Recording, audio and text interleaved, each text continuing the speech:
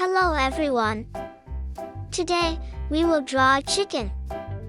Take a black marker and draw the head with a semicircle and 3 curves for some feathers.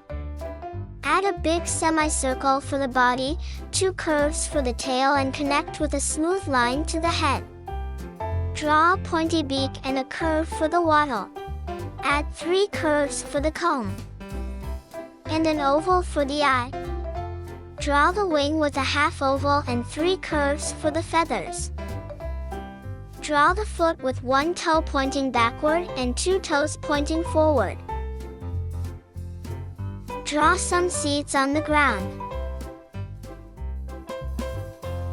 We can color our chicken brown, light brown, red, and orange. The seeds we color yellow. And our drawing is finished. Awesome job! Please like and subscribe for more fun drawing tutorials.